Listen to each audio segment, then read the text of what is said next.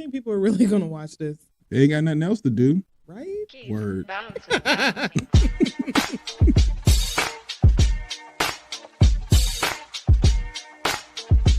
I ain't going on social media talking shit about TDS Radio. I know that much.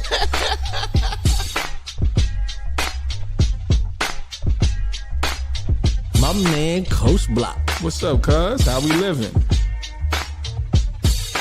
You're rocking with TDS Radio. Get it, Kim. All right. She got a vision, and she want us to execute this vision. Ooh, man. That's what TDS is about today. Ken and Kim are the two dopest siblings that I know. All right, man. You ready? Am I ready? Are they ready? Nigga. What's up? What's up? What's up? It's your man, Coach Block, one half of TDS Radio, and I'm here with Your girl so fab. Hey, y'all. the biological sibling duo of two dope siblings. How's everybody doing out there? Feel good? Feel great? I feel good. Yeah. How about yourself? Yeah. I'm here. I'm feeling okay. Yeah. Got the smooth lineup. I'm not out here looking crusty the clown out here.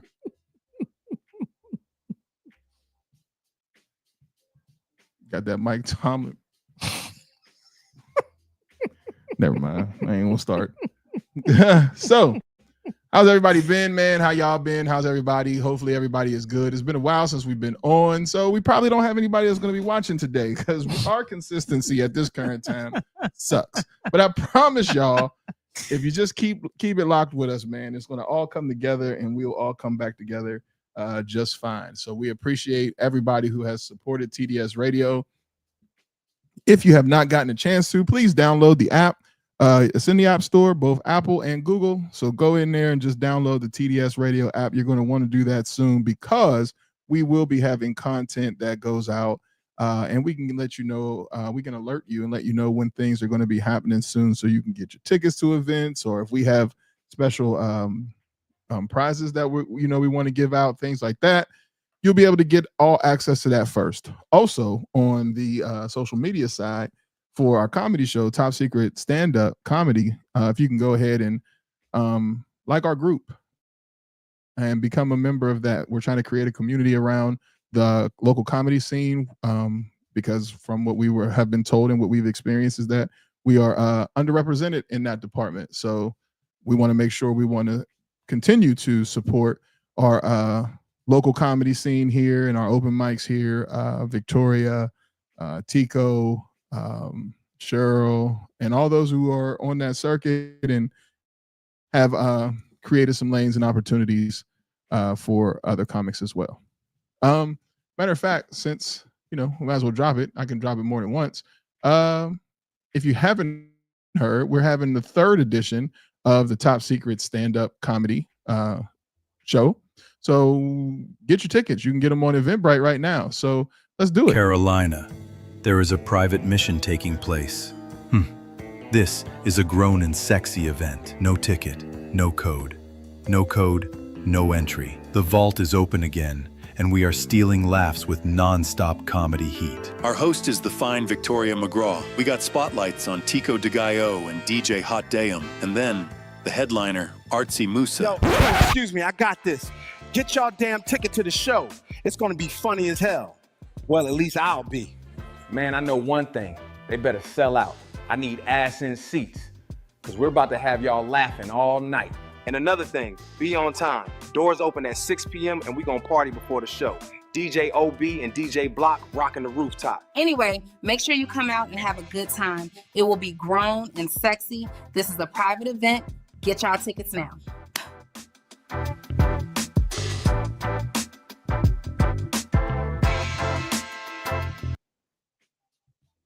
I don't know why they made her character just like anyway, but that is all AI generated. So we are AI friendly media network. So you will see and possibly hear AI generated stuff. Our goal is to trick you to make you wonder if what you're seeing is AI or not, because It's just two niggas in this on this media team. So we need as much help as we can get. Literally. AI is employees for us. Facts. Because the way them commercials are AI generated, I said, yeah. Man, there's so many of them out there now. Like, there's so many commercials that are AI generated. Now that I know the eye for AI, YouTube, that's all it's filled with is a whole bunch of AI. Like those little breaks when you're listening to something and somebody break in, that stuff is all AI driven. And that's why they have moved to not allow people to make any money off of it. Oh, well. Y'all would do that. Y'all would do that when we figure out the game, right? Said catch up. As soon as we figured it, they're like, no more money. See, using AI. So what do you have, Kim? No Blocks rant today? Nah, because I don't have anything to rant about at this current time. I really don't. I can flip it instead of having to rant, say, some positive things. Do you have a praise report? I don't know if it's quite there. Okay. Yeah, don't hit that button. Right. This is more so like an awareness thing. And you guys have heard me say it more and more, but I am an advocate for men taking their behind to therapy. And I won't out the person who asked because it is not fair to him. He may not want his business out there like that. But I will say that when I made my post about men go to therapy, I had one of my former athletes reach out to me and say, "Hey, coach, I think I need to go to therapy. Oh, dope. And do you mind giving me the information?"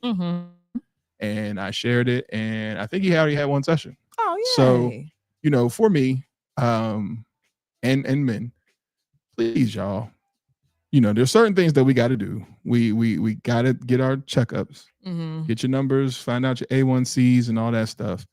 And we got to get that thumb in the bum. We got to get that has to happen. Yes. Right. Because have you heard about Montel Jordan? Why, he got cancer? Yes, he did. They were able to remove a part of his the rectal area to be able to so it didn't advance towards another stage.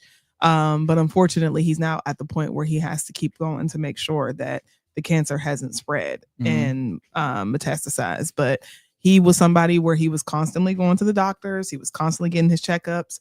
But thank God for him getting his checkup, because that was the only way that they were able to know that he had rectal cancer. Well, this is how we do it.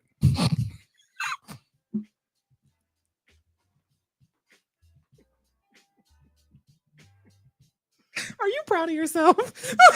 Yes. Yes, I am. This is how we do it. Damn it, that was a good one. I'm proud of you in that moment.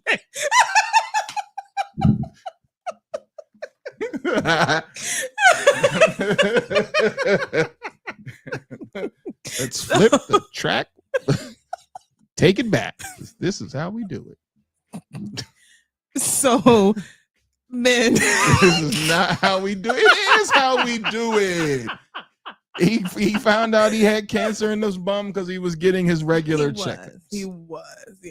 So at 45, man, I got a few more months. I got to go drink the drink and flush your bum. Yeah. And they got to go up there with a tube. But once again, one of the coaches, and I won't say what coach, but one of the coaches that I did have on my series, Legacy and Leadership, another brother who happened to be doing his checkup, they went in and found some polyps and removed them. Good. So, hey man, while it's not a comfortable thing, I am looking forward to it, because whatever you find, get rid of it, because I don't want no problems. Yeah. I tried to get one last year for my 44th birthday, and he told me no.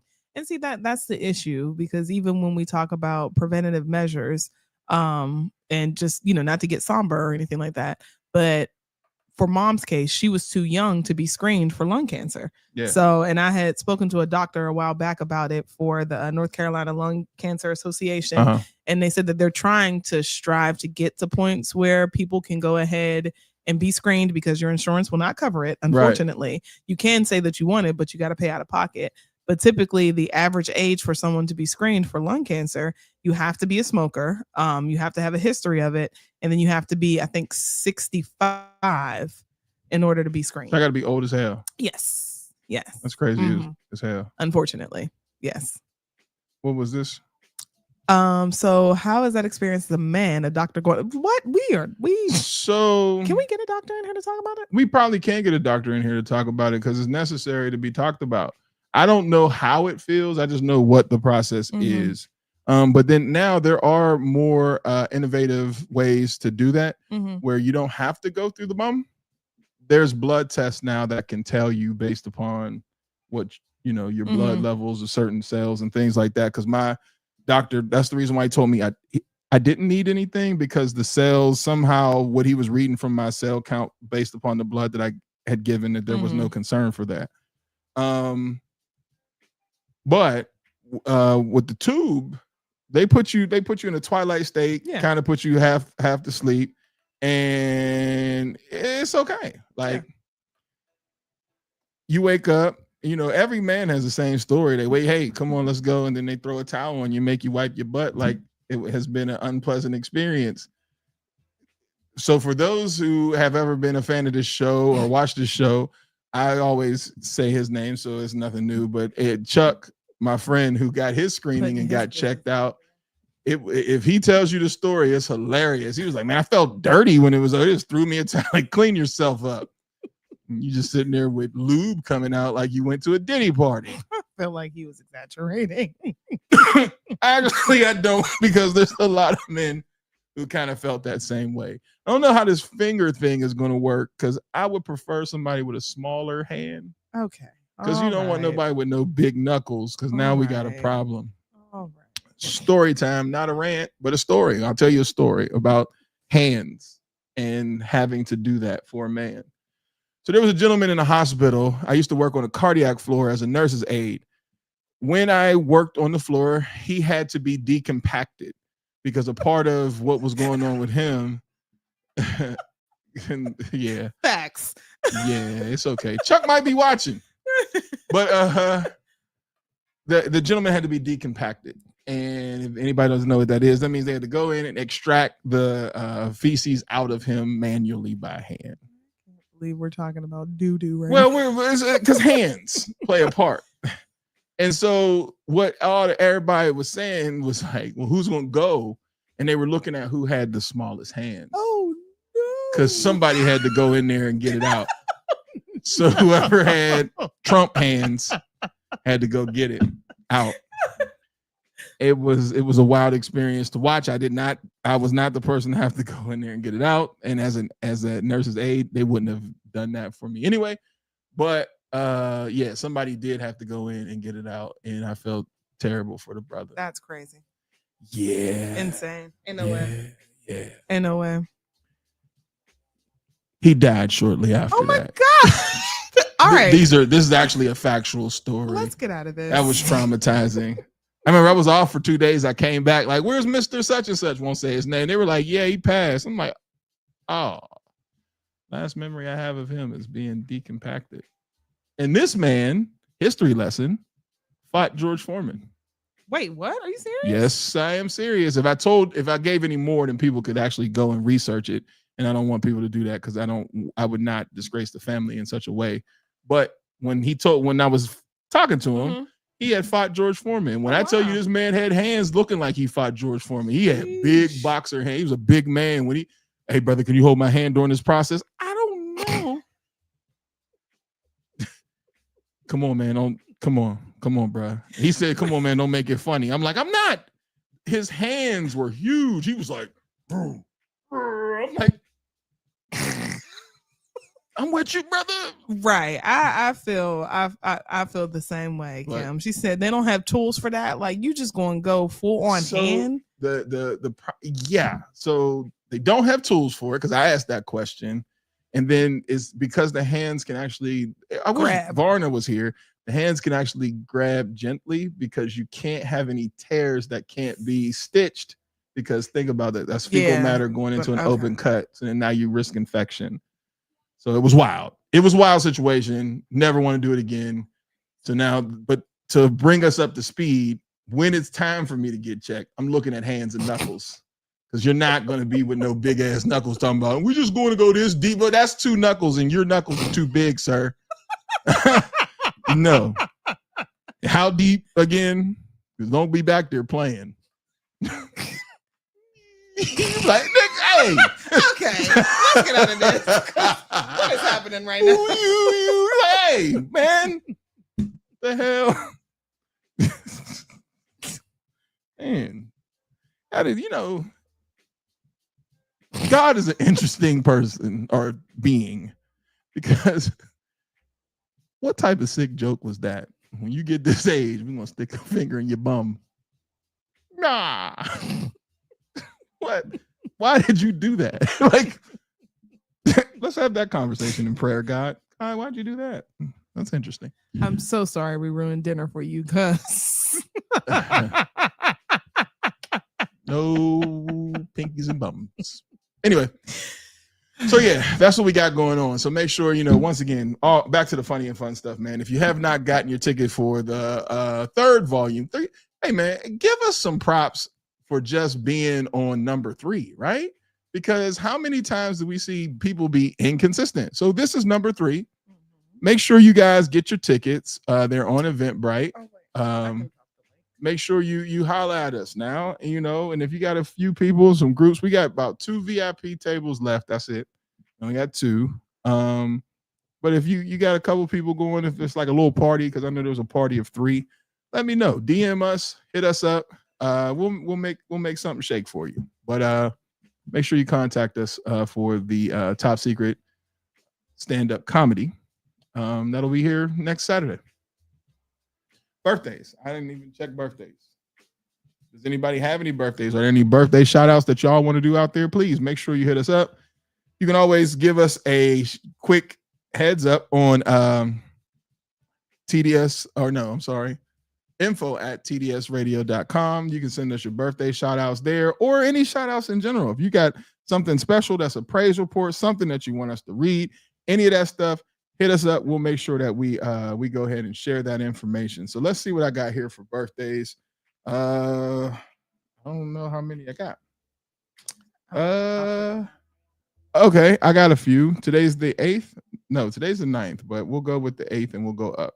So happy birthday, Nikki Rose. Happy birthday, Squeak Upshaw. Happy birthday, Letitia Williams. Happy birthday, Jordan Jeffries, one of my former players. Happy birthday, Talisha Beecham. Happy birthday, Nicole Sampson. Happy birthday, Malik Vaughn, aka Millie Vaughn. And happy birthday, Glenn Parker. Happy birthday, Michelle Branch. And happy birthday, Deanna Lowe. So for everybody out there whose birthday is today, happy birthday, and let's get the song going. Oh, wait. Y'all ready? Well, happy birthday to you.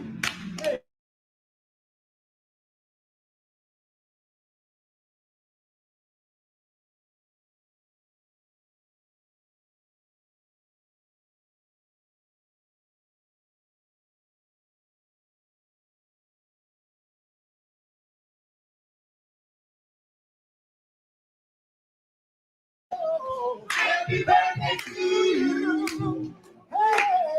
Happy birthday to you. And as the saying goes, continue to live your life in a way that makes every day worth celebrating. From the Sibs. Yeah. Happy birthday, everybody. So we got a story for one of our segments. You got it queued up. That's wait, hold on. I'm trying to do too much. Hold Okay. on. Wait, hold on. I got you. Right. That's up. All right. So that's why we need interns. yeah, we got to get people to do that. So what is the story behind this? This is not that's effed up by me.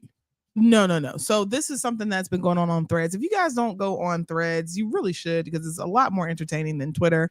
But there is a young lady who is being dragged for filth. Like, I mean, everyone in the comments is just like, you're terrible, you suck. Why would you put your business out there? But she essentially is letting everyone know that she regrets getting married, that she found a man that fulfills all of her needs and wants, and that he's an amazing man. But for some reason, she just feels like she made a mistake in marrying him. So we can go ahead and play the video, but that leads me to the question of how much is too much on social media? And then are people getting married just to say that they're getting married? It's not worth it dealing with someone else every single day of your life. Every day. Every day you gotta deal with somebody. Is marriage even worth it? It's not. It's not. At some point, you're gonna realize that it's always best to just be alone. Because I've been married for about 7 years, and I don't even know if this is worth it. Like, and not saying that there's anything necessarily wrong. There's nothing wrong, and that's the point. Like, I don't even know why I'm upset. I'm just, like, not thinking that I made the right decision. Like, and I am a good man. I do. And that's not the point. The point is, it's like, you really do lose yourself. You lose your sense of individuality. You lose your sense of peace. And this could be even to a good man. Like, you're gonna lose something, and I don't think it's worth it. Like, at all. I've always had a dream of, like, getting out of my hometown, like, city, and moving on, like, moving forward. Like life is supposed to be experience. Like, we're supposed to be doing new things and traveling and all that. And I do all of that. But at some point, like, I don't know if I want to continue doing this every single day of my life. Like, always checking in with someone, always having to consider their feelings, it's always somebody else. You're never alone. Like, you never have a moment to yourself. You never can do that. And I don't know, like, and there's gonna be some bitches out there that say, like, oh no, you should no, like, be fucking weird and not a real ass couple. But I really want girls to know, like, even if it's absolutely worth it, I don't think it is. Even if you found the most perfect man, it's not worth it. It's not. Like, it's always gonna be best to just, like, be alone. And maybe that's why so many men tell older women they're gonna die alone and be so sad. I'm sad with a great man. Like, maybe it's just, like, not my personality. And, like, I know girls are out there and they're, like, dying for, like, a relationship like mine. Like, he takes care of me, but, like, I'm sorry, like. Needless to say, people on social media, especially some women, are like, girl, go to hell. Ain't nobody trying to hear this shit. So, y'all, thoughts? Let's see if we have any comments before I start. Is she doing too much? Because why you putting your business out embarrassing that man? She carrying on too long. She was expressing herself, guys. Hey man, you feel like that every day. Who, me? Yeah, no, people. When you're married like that, you've been in long relationships, and you wonder why that person's sitting in the car so long, just going. And you be looking out the window hoping it ain't because of you, and it probably is. You need a vacation and go get one and go reset. Mm-hmm. You know what I'm saying? Because everything that she deemed as a problem, she then combated with, but I'm not going through that. So you're just having time where now it's a transition. There were some goals that she had mentioned in there that she wanted to do. Mm-hmm. I wanted to leave my hometown. I didn't want to be there. If we were stuck in Pittsburgh, that's how we would look. That's how I did look. Right? I don't give a damn what nobody's saying. If people from Pittsburgh is watching, I don't care how you feel. That's how I felt. That was the premise of my divorce. I want to leave. I gotta get out of here. I can't take it. I just feel like I'm so behind. It's the truth. You feel like that in relationships all the time. Suck it up, buttercup, because you said vows. And then you said that you had a good man and that you guys do things and that What you you go get for marrying the out. person that you really didn't love. See, everybody is somebody's plan B. Oh, yeah. This isn't the person that you really loved. You married the person for stability. But the Tatiana in you has not been put to sleep. You still want to be a thought. Because what else is there in the street for you? What you want to do? Yeah, because it was a whole thing of like checking in with somebody. So you just want to be by yourself. So why did you get married? You want to be alone. Go do that. It's not out your system yet. And it's okay. For some people, it gets to a point where you're like, okay, I really want a relationship.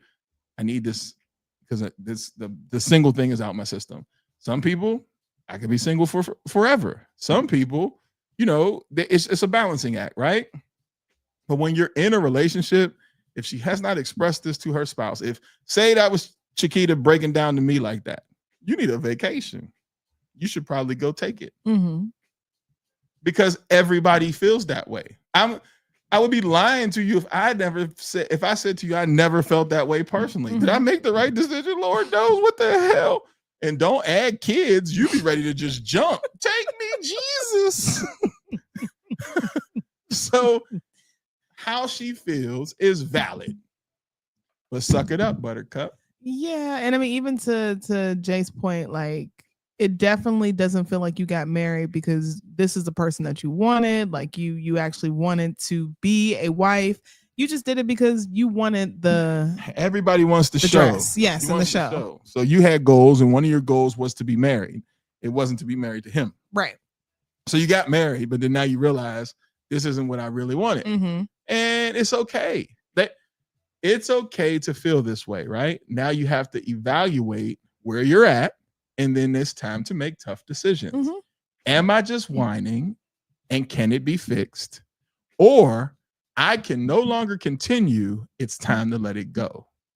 But a decision has to be made. You don't suffer through this because you're only going to prolong the hurt for the person that you're with, who's on the other side thinking, my wife loves me. I married the right person. Right.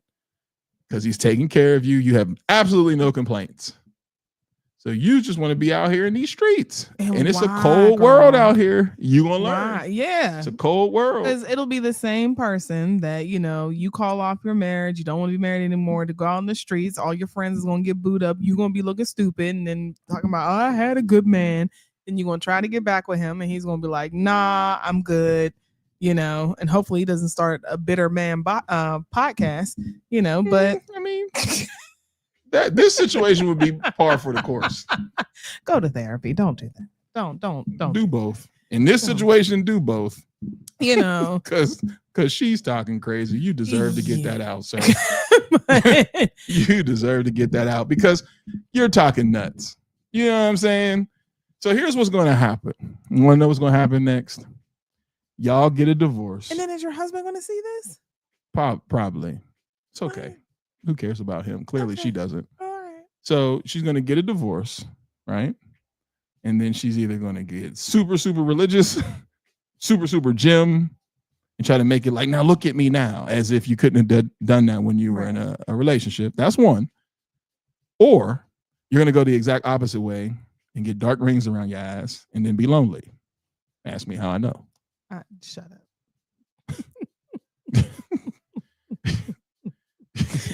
and nobody's going to want you because you had the person who wanted you.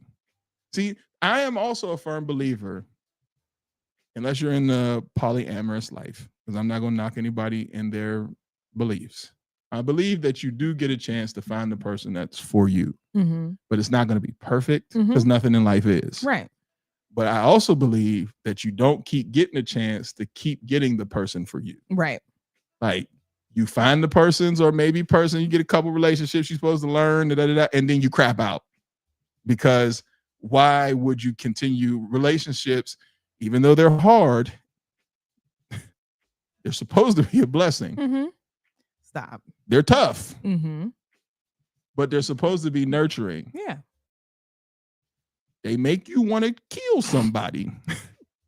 but they're supposed to be fulfilling. You're supposed to be meeting your partner. Yes. How many partners do you think you have? You get what I'm saying? Right. So if you found somebody who checks all the boxes, but you're not happy with them, then you either married the wrong person or you're just not happy with yourself. Yeah.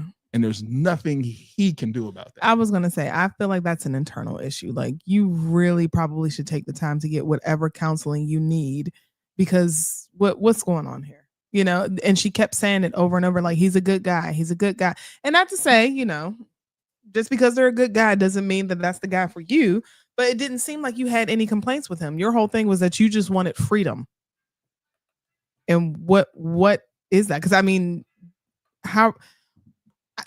what does that look like? I have questions. What does what look like? Because you're saying you want freedom, or you want to be able your peace and all. Well, what is he doing to you? Because I'm not hearing anything about, oh, well, he's no, done it's in her head. She's driving herself crazy. Yeah, that's what I'm saying. Like, so what really is the problem? Because you didn't mention not once, like, he's done this to me, or he's done this, or he's done this. It's always, oh, he's a good guy. He would bend over backwards for me, and blah blah blah blah. So, girl, what's going on? I don't know. And I think she should take the time to evaluate that. Do I think dragging her is a thing? I don't. Because she just spoke. We're in a time of social media and likes and shares, and that's going to make her go viral, right? Mm-hmm. But there is not a person in a marriage that has been 5 years or longer who has not had that feeling, because you're growing. And at times in marriages and in long relationships, you grow apart. You have to communicate through those times. That's where the divorce happens. So as you're growing and the other person may be stagnant, or you're thriving and the other person's not thriving as fast as you are, you have to communicate through that. Hey, I'm feeling stuck. I'm feeling stagnant. I feel like I'm not progressing. And then allow him to say, okay, so you should get a therapist to help you work through that. And then you should go do that. Because when you finally get the clarity of what's inside your head clear, you're going to realize, I messed up. You have a family. For what? What are you trading it for? And I'm not saying that some people shouldn't be alone. There are some people who are just not relationship material and they don't want to be. And that's fine. But you chose this life. You're in it now. So the divorce is going to cost you. So socially, emotionally, financially, it's going to cost you something. Are you willing to pay that price? And if you are willing to pay the price, then jump ship. But don't get mad when you see him move on and thrive. Yes. Because the same people who's watching you make this post, the ones that know your man, will scoop him up like a fumble in a football game. And then you're going to be mad. Absolutely. And he just going to be cheesing and smiling. And next thing you know, you my kid does that. She won't be doing it today. Story time. Yara fell out of her chair and hit her face off the floor. I should go in. When I go in tonight, I should do that to her. We get on each other's nerves. I changed the topic because she's crazy as hell. This woman don't know what she wants. She seems like a brat. Ooh. That would piss me off. Okay. You come to me, if I'm hardworking, I'm providing, I'm making sure we are in a position where you get to travel and do the things that you want to do. Clearly, you know, you're in a vehicle. You don't really have no complaints. And I see that. You might need to go ahead and get them papers ready. Yeah. But that's because I'm a little bit older now. So I don't have to play those type of games. If you're not happy, leave. Why mess around and force something? You don't have to force anything. You have a choice. Stay or you don't stay. You just have to know that both sides have consequences. But the side that she thinks she's running from really isn't a bad look. It's just selfish intent. Yeah. And I wonder if she has any girlfriends that are going to tell her, like, girl. No, because they want her man. I mean, that could be a thing, you know, or just a community that will hold her accountable to say, what's really going on here? She don't know. She wants to look crazy because you put it on social media. You want to look crazy. Why would you put that on social media? Because you're looking for sympathy. You're looking for attention or whatever it is. And she did not get it. It was actually the reverse effect where people were like, girl, shut up. Yeah. Because that's what I'm saying. Yeah. Because if you don't want him and he's fine, I take him. I mean, anybody who tells you, well, we do that. We do go on trips. So he has extra money. What's your problem? Trips is extra money outside of bills. Because she didn't mention kids. So y'all have some, I'm not going to say a lot, but you have some disposable income. Yeah, she didn't mention kids. Well, if she mentioned kids, she would have a lot more tears. Kids make you cry. They do. Kids. Okay. Kids ruin a relationship. I don't care what nobody say. They completely train wreck your relationship. They come out, and I was called bitter last time I said this, only for Chiquita to know now that I was right. And I told her, you got to be ready for the change that kids get, because kids require so much attention. And if you don't give it to them, it's neglect, because they're only giving you love. Even if it's talking for 24 hours a day, that's them expressing their little questions and love. Right. You lose yourself with that shit because you have to take care of another human being consistently. You lose yourself. And then when you got a partner, now y'all both looking at each other because this person, this little kid, has now changed you and me. But if we don't discuss those changes between you and me, now we just mad at each other and looking tired all the time. So then the relationship does change. The kids directly change the relationship. But once again, you must communicate through the changes. If you don't communicate through the change, then you will be stuck. And then once you get stuck, you now have to realize you're stagnant and another person's growing. So now what do you do in that relationship? The only way through it is communication. If you don't know how to communicate and you have a child, you and that person don't have a strong communication before it starts, you are in trouble, because you're never the same person again. You're not even remotely close. And for all the things that a woman goes through having a child, physically and emotionally, you are no longer the same human being before that kid came out. Like, that person is gone. So now we have to figure out how we communicate the changes. If that wasn't established in the beginning, man, we talking train wreck. So when I say, kids ruin relationships, I mean it as a joke, but I mean it in a way where what you knew of is no longer, and you have to change, or you and that person will lose.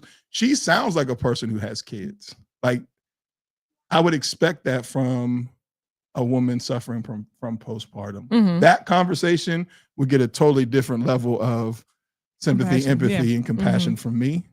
But when you're spoiled and just saying, oh, he does treat me great and everything, he does the right thing, I just don't want to be here. Okay, then don't put it on social media. Go handle your business. Get a divorce. You don't like that man, girl. You just don't. Like, can people be honest? Like, oftentimes you do find yourself in a relationship where you just like, I didn't like that person, or that person didn't like me. Let's call a spade a spade. You married a man that you did not like. You settled for him, and now you're regretting it. It's a hell of a settlement package, though, when you're talking about he does before we have everything. All the boxes are checked. That's a hell of a settlement package. I had a guy that was willing to give me the world, but I was not attracted to him. But had I said, well, maybe, and settled, we would be going on trips. Now, would I have been happy? Absolutely not. But we would have trips. I would have things. I would have gifts and all of that. But I still got to look at you every day. So that would be me crying. Yo, I can't do this.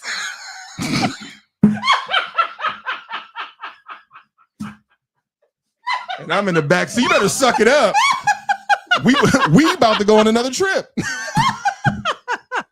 better suck this shit up. Who wants to be miserable on vacation with a person that you're not even fucking attracted to? Absolutely not. No.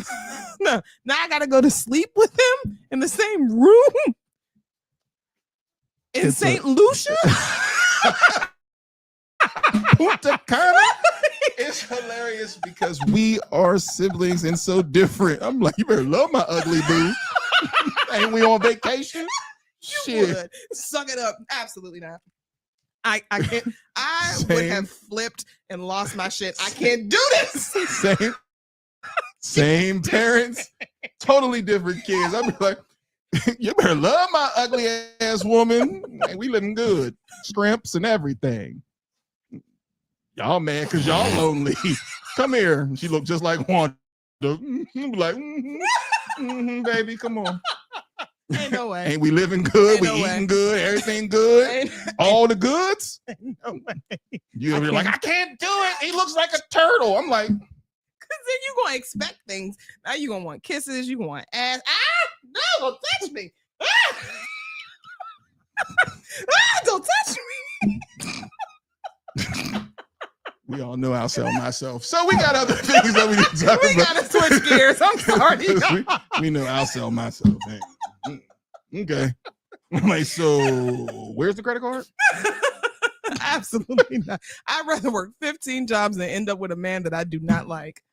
Ain't no way. And that's why she's in the car crying. That I get you, sis. You just don't like him and you're not attracted to him. Yeah, I mean, that's the ticket. That's what it is. But you got to figure out how you're going to get out. And then what comes with getting out? Whatever I got to do. Because I fucked up. That's what she should be saying. That's what she should be saying.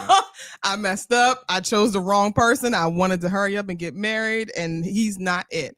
And she probably is expressing the fact that she's not happy, and he's trying. Like, let me just give you things. Let me just love on you. And she's like, no, don't touch me. I would be like,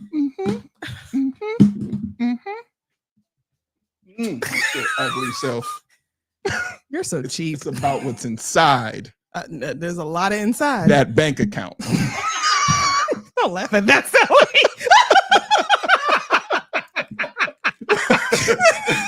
Don't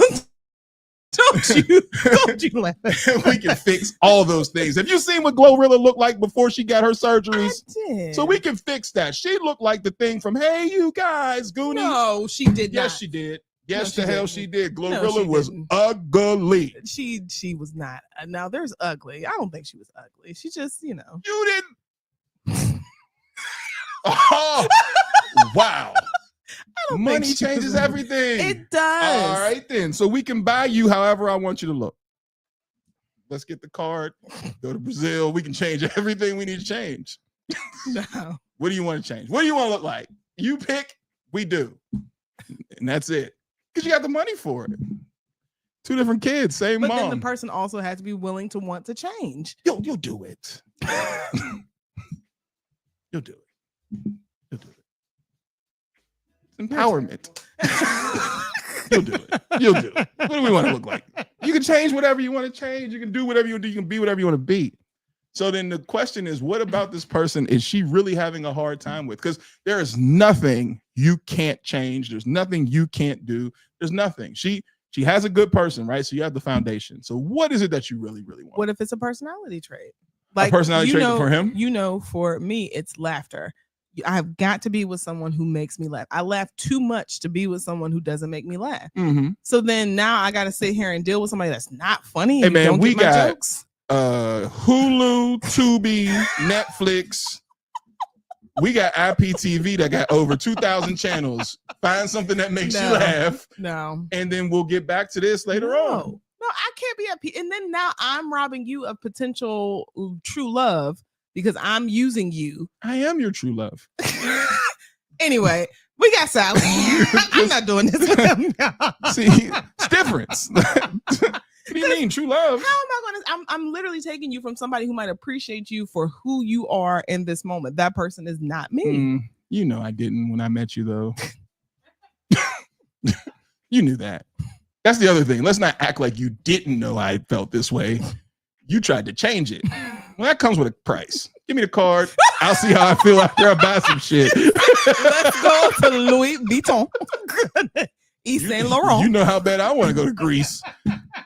Be like, well, I'll see how I feel when we get back. You're the worst. I need another trip just to make sure. Where do we want to go? First class? Yeah. You know it. You know it. I was thinking about Japan. Let's go over there. Then I'll tell you how I feel when I get back. Nah, still not going there. South Africa might do it. That'll do it. Yeah. That's Let's go to the South ticket. Africa. That'll fix it. Come back. Damn it. You know? Yes. Italy. That was it. That's that it. makes you look so good. Let's go. And while you're doing it, you're living life. Y'all be making life way too hard. Way too hard. Ain't no way. I can't do See, that. those are Can't do morals. that. Yes. I have compromised my Yes. Yes. I still want to be able to sleep at night and not I look will at sleep that. in peace in No. that suite, No. in that hotel, doing whatever I want to do. The only way I will agree to an arrangement like that is if we have separate beds and you don't touch me. Ooh. That's going to be a hard one. Don't touch me, and I need my own bed, and I'm possibly going to cheat on you. You can't do that. Well, hey. Do you want me or not? That's a bad deal.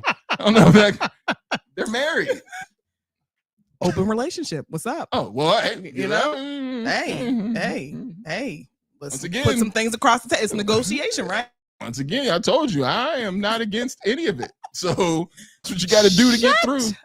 What? Jay, she Well, said you sleep with your eyes closed, though. right. That's what I'm saying. I still got to sleep next to you. And then don't snore. Oh, God. I'd be like, I am in living hell. Get me out of here. Put a CPAP on. And then I got to listen to it. No, they have the silent ones. There's silent ones. Yeah. Told you. You can make it work. I mean, like, let me get a life insurance policy out on you. I got to figure this out. I can't do this. Get a couple dogs. Love them like you love. You guys will get me through. And when he brings his ugly ass down, just hug him tighter. Like, I'd be like, just don't touch me. And we have to sleep in separate rooms. and I'm the brother. Don't you mess this up for us. He has money. Hey, brother, how you doing, man? Don't pay her no mind. She'll be all right. I'll talk to her. We need the card, though. Okay, let's Mexico. Yeah, She just needs a trip to Mexico. Man, if we could just get to Belize, I think I can talk to her over there. It's an environment change. She might, if we can just get Just over the climate, there. Yeah, if that's we can all. just get over there. It gotta be a suite though. First class. We good? I'll fix it. Yeah, I'll fix it. I promise you. Okay. All We have to change. Yes, we do. All right. We got So business. give us 1 second. We have some business, but if you heard, she's over there cutting up with us. So we have a Sally's guest coming. back, y'all. Yeah, we have a guest Y'all know coming who it in. is. Yeah, Sally came in last time she had wine. So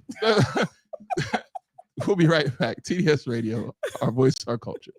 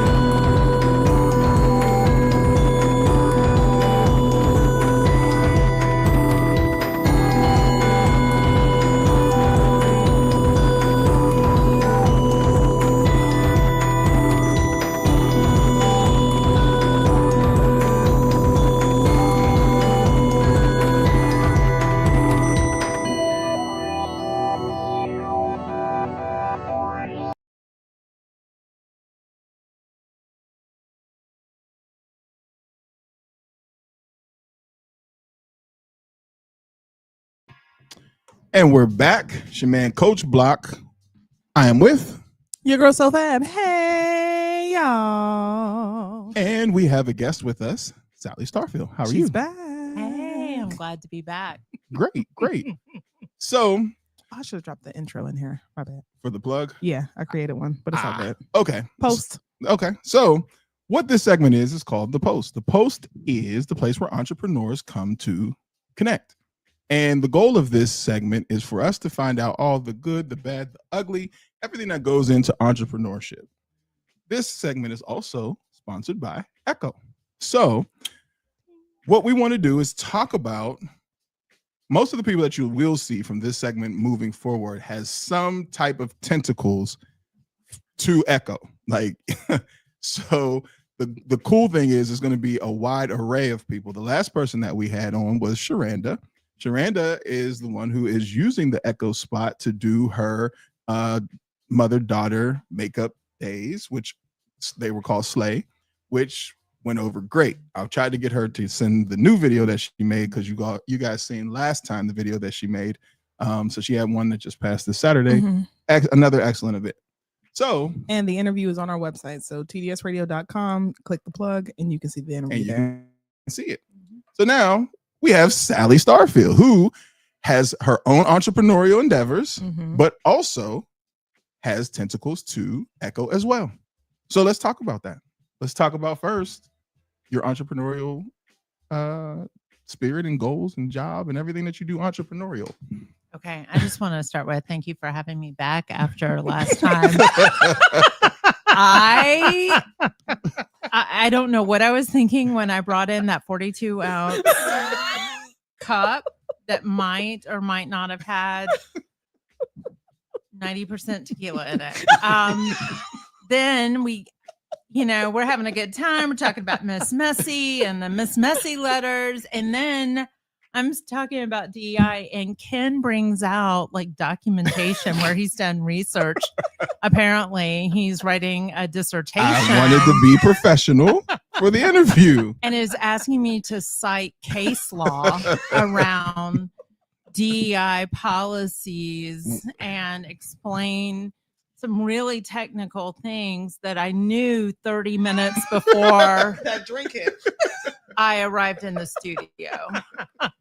And then I knew the next day after I slept late. So today I have coffee in my cup. So in my cute little Molly Daisy Chester cup with my dog's silhouettes on it. So yeah. So it'll be cool today though. I do have scripted questions though to be professional. I do want to be professional because we're using some of this footage. Yes. So to all the grant funders and donors who are supporting Durham entrepreneurs, yes, let us tell you about our entrepreneurial spirit.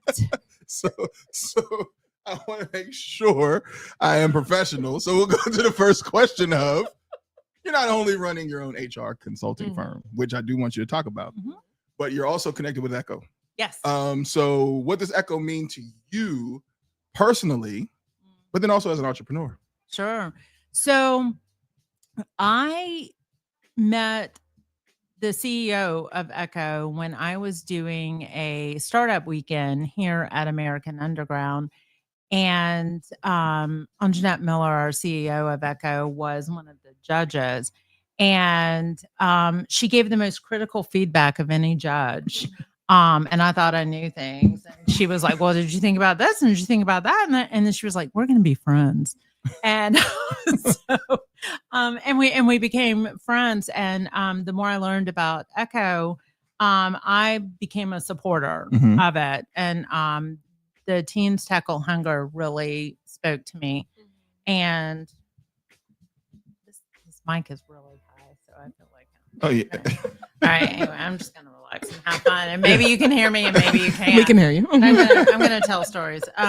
So anyway, yeah, we ended up one of the campaigns that she had going with the teen entrepreneurs that summer of 2020 for is they were doing Teens Tackle Hunger. And so they were addressing the issue. As you know, all entrepreneurs, we identify problems and then we address them. And so they identified the issue of there were a lot of Durham public school kids who were going to go hungry if there wasn't a way to feed them in the summer, because Durham Public Schools was retrofitting their kitchens in order to serve healthier food, taking out some of the deep fat fryers, things like that, training their staff. And it's really near and dear to my heart. School lunches, because I was a school teacher. I was an assistant principal in Durham Public Schools, and my granny was a lunch lady. That was her career, and she was born in 1909, and she was a lunch lady back when you had to cut up the chickens and do the whole thing. And I think it's really important to feed kids. If you've worked in Durham Public Schools, or probably any school system, you've seen kids who are hungry before. And I just really admired that the kids saw that need. They helped find ways to use local chefs and donations and local farmers, and they had all kinds of different ways to feed our community. And they were being paid to do it as well, because they are entrepreneurs, and it was a job, and they were logging hours and coming up with solutions. So I donated to that, wanted to learn more about Echo, and then I actually have done some development work for them, as well as HR work. HR work. And I'm looking at Ken like, Ken, that's why you got a job, because you're so likable. And so Ken was one of the people who interviewed for the community manager position, and I led the search for that. So I do some operations consulting for them, and I'm still a participant. I think as an entrepreneur, you're always learning. And then I just don't know many entrepreneurs who are like, okay, this is my business. I'm going to sell widgets, and I'm going to sell the same widget for 50 years. That was the way people used to do business, but we don't do that anymore, because that widget is outdated in a few years, and so I don't have a product-based business. I have a service-based, but even with a service-based business like mine, like where I am consulting with people on HR, and there's HR compliance, there are laws, that kind of thing. But people, their HR needs change, and the workforce is changing right now. Yes, rapidly. And so 10 years ago, very few companies were talking about, do we do hybrid? Do we do, do we require everybody to be in the office? It was pretty much everybody has to be in the office. There were very few exceptions to that. And now, my questions. Yeah. Literally, my question was, what's the toughest shift that you're seeing in HR and businesses today with, remote work and AI and all that? So what are you seeing in that shift in that space? Yeah, I would say those three big ones. AI, definitely. Developing policies around AI, because here's the thing, your employees are going to use it, so you might as well have policies around it. And you're going to have some employees who won't use it, who need to, in order to improve processes. And so I think a lot of times we don't talk about AI being used for process improvement. People just think that AI is writing for other people, and that they're just being lazy and they don't have to think anymore. And that's just not true, because if we use AI effectively at work, we are thinking even more critically, because we're looking at, okay, this was not a way that I thought about this issue. And so this is what ChatGPT says, but then Claude says this, and then let me ask it, let me give it a prompt to play devil's advocate and, that kind of thing. And so I would say AI is a big one. Definitely hybrid work is a big one. And, it has to be, there has to be so many factors with the cost benefit analysis that an employer has to do. So should we be renting, Yeah, a space for $5,000 a month, $25,000 a month? There's on the HR blogs, it's really funny. People will post like they've done their HR teams will do their own little data analysis. There are so many people who are calculating how much toilet paper they're having to use now, like the cost of toilet paper now that their C-suite has required people to come back. Y'all, it's thousands of dollars for some companies. Yeah. Like just toilet toilet paper. And so it's like, use your own Charmin at home and just make sure you have a good internet connection. Exactly. We can even supplement, you need an extra monitor. Right. Like really, I think employers, and I don't have there are some people who are hard and fast, I think everybody should be 100% remote, or I think everybody should be in the office. I think you've got to look at the business. Yeah. You've got to find out why they need to be there, first of all. And what do people need in order to do their job? Do they need 4 walls in an industrial park and to see their colleagues every day? Some people may, but you need to find that out. And so you need to talk to the employers and the employees.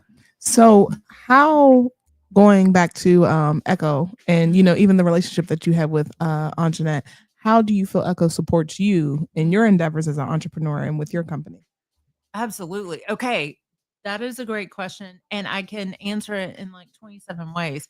So I started a new segment to my business and I just started making videos. Well, there are other entrepreneurs who know a lot more about making videos than I do.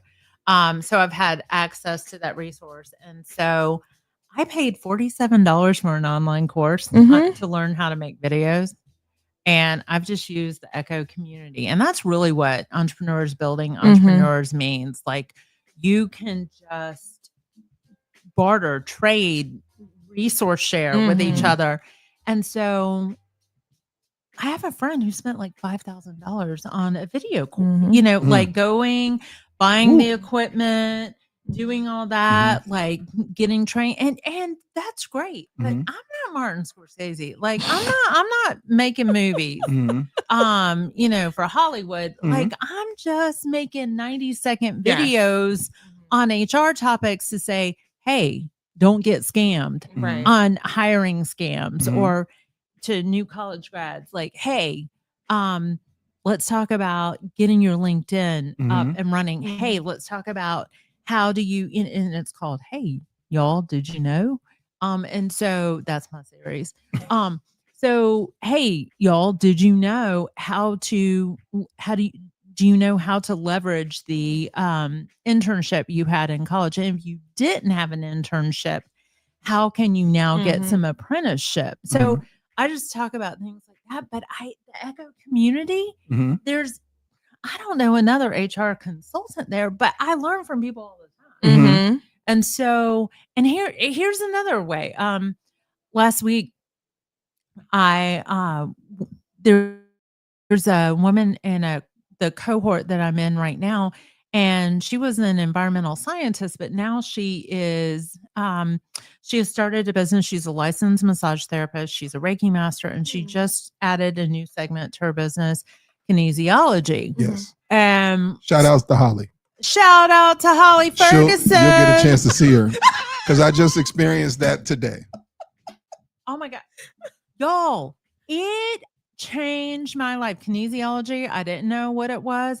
I was like, yeah, I'll barter with you. I'll help you with your LinkedIn. I mean, I'm a desk jockey, I guess. I don't have a lot of other skills in my hands and whatever. I can make you a LinkedIn. I can tell you some things how to get to that magic number of 500 plus. That's why you have to have 501, because it's 500 plus to make you a super user, and it makes the algorithm do all the kind of things you want to do. And so, so we were going to trade on that. And so she's coming to my house next week, and we but I went and got kinesiology, and that's not something I probably would have done. Right. Definitely is something I would not have done. Wait, how was it for you? It was fantastic. There was a lot of things. There were some breakthroughs that happened. Right. Mm-hmm. Mine. It was really transformative. Mm. Like it's a little too much to like take over your radio show and make this my own. You know, let me tell you about my health problems. Do you have a neighbor like that? I've got a neighbor who talks about like every time I see her, she's like, "Hey, I haven't seen you in a while." I'm like, "Hey," she's like, "I've got gout." And I'm like, "You had it last time I saw you. See ya. I'm headed to the park." And she's like, "My dog's got gout." No, I don't even think a dog can have gout. I'm serious. She just wants to say. But you know how some people just want to talk about their health problems? If they run out of them, they just start like misappropriating their health problems to their animals or their children or whatever. I know if we have veterinarians listening, please tune in and let us know. Can a dog have gout? Because I don't think Bethy the Beagle has gout. I'm just telling you. Well, with you even talking about meeting Holly, is that something that you would say separates Echo from other programs and entrepreneurial spaces of just the connections that you're making?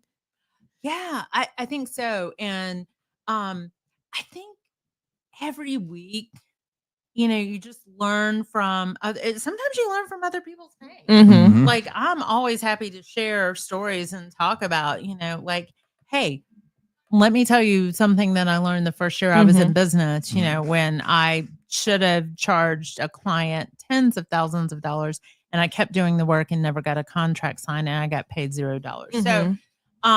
So I tell people things like that, but I've learned from them. And we had a finance guy talk the other day and I knew some of what he said, but I knew none of that 2.5 years ago. And I did not learn any of that in a class. I learned it the hard way, the things he was talking about finance. So, but you can meet other resources. You can meet other people who they can, you know, you can get hired, you can find clients there, but you can also find other people on the entrepreneurial journey. And you just have this shared experience. With you talking about the entrepreneurial journey, what do you lean into or who do you lean into when you're having those rough days as an entrepreneur? Because a lot of people hear entrepreneur and they think you're just going to be working for yourself and shit's going to be great. And that's so not the case, right? So what do you lean into on those hard days of being an entrepreneur, or who do you lean into? Do you have a mentor, faith? Where do you go into any of your self-care for that process?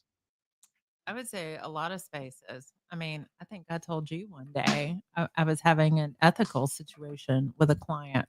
Do you remember that this summer? And I'm like, I've got to tell a client that he cannot do X, Y, and Z with a pregnant employee. Right. With just some policies that they were trying to do.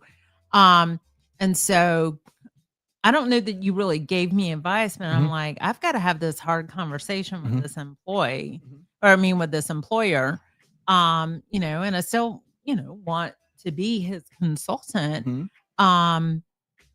But here's the other thing that has made being an HR consultant really different now.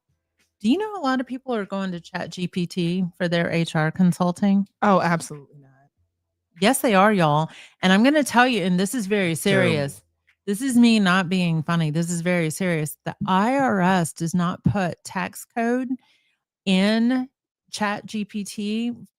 So you have to make sure that you are, as an employer, that you are categorizing your employees correctly. So if it's a 1099 employee, a W-2 employee, exempt, non-exempt, that, you know, if they are an international person, who making sure that you have the right visa paperwork and documentation, and especially now, and people are still hired on visas. And so don't go to ChatGPT for that and think it's going to be right. It may give you an answer, but you do not know if it's right. And so you and I had that conversation. And that's another thing I learned at Echo. Because I really do believe in using AI for beyond just having Instagram tell me what kind of makeup I need to buy. That's predictive AI, but I really do believe in it, using it beyond just writing. I believe in using it to improve processes, a lot of things. But we at Echo, Ken brought in an AI expert, Keenan. Shout out to Keenan. Keenan Smith. He's so good. Y'all look him up on LinkedIn and look up his website. And I've just learned a lot of things from him. Things that I want to do and implement in the future, especially with what he does with video, which I know y'all are doing now. Yes. So, now we got 2 questions before we get you out of here, because we also have the CEO waiting outside. So the one question is, Echo has 3 pillars, right? So you have the tailored learning, you have the access to capital, and the trusted relationships. Which one do you identify with the most? Trusted relationship. I mean, I've benefited from the tailored learning for sure. But trusted relationships, I just know that there are people I can call when different things come up in my business. And maybe something comes up for one of my clients. Maybe if I have I don't have many clients who own restaurants, but I know that we have somebody on our board who owns restaurants. I could go to if a question came up that was beyond the HR scope that my restaurant owning client would need. I know that I could go to a member of our board. Definitely trust relationships. Just thinking about some of the people we have who we hire for different events. I've been doing a lot more event planning recently, which y'all, I'm not an event planner. You won't find that anywhere on any of my resume or anything like that, but I'm fun.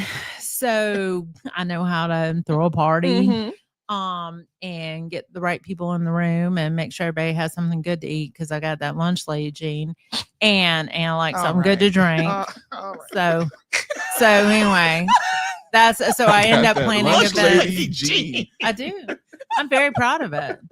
I've got a bunch of degrees and all that, but I'm serious. That lunch lady gene, that serves me more every day than a master's degree in school administration and principal's license from 2006.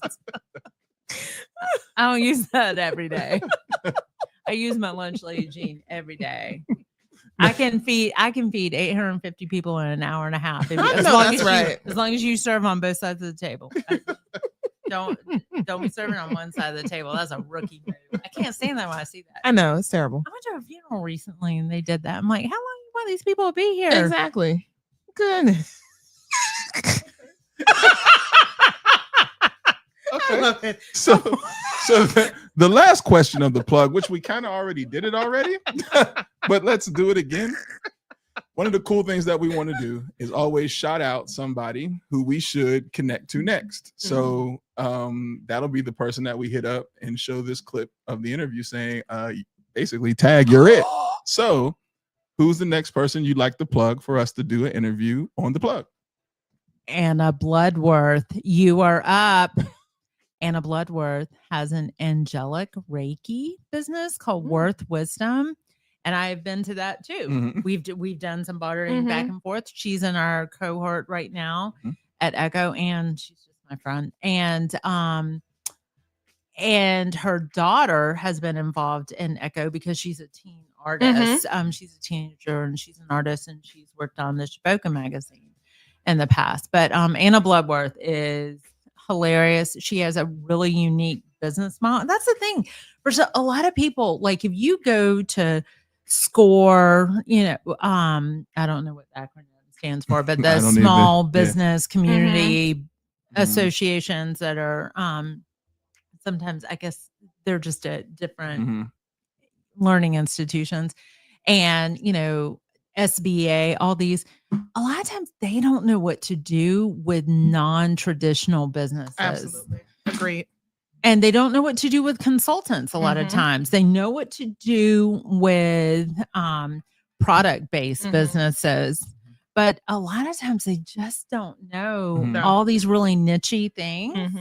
And so that's like somebody with an angelic Reiki business. And I know like one of the things that I really like her, respect her, and I know she has benefited a lot from Echo. Well, tag. Okay. All right. I want to hear it. So you're next. You're coming, baby. You're next up. You'll be hit up by TDS to be on. Pick a Tuesday. Let's get rocking. So go ahead. Give your shout There out. are 2 R's in my last name when you look me up on LinkedIn. Sally Starfield with 2 R's. I'm glad you might as well did this. I was about to say, so Sally, how do we get in contact with you? So get it right, damn it. So Sally, shout it out. How do we get in contact with you if we need your services? All right. I do have a website, but I really, y'all, that's one of the things I've been telling people. I have run my business off of LinkedIn. Just my personal profile on LinkedIn, Sally Starfield with 2 R's is the best way to get in touch with me. Sounds good. And next up, we got the plug of the plugs. That's Jeanette Miller coming up next, the CEO of Echo. So stay tuned, stay locked in. We'll be right back. Thanks, y'all. I talked.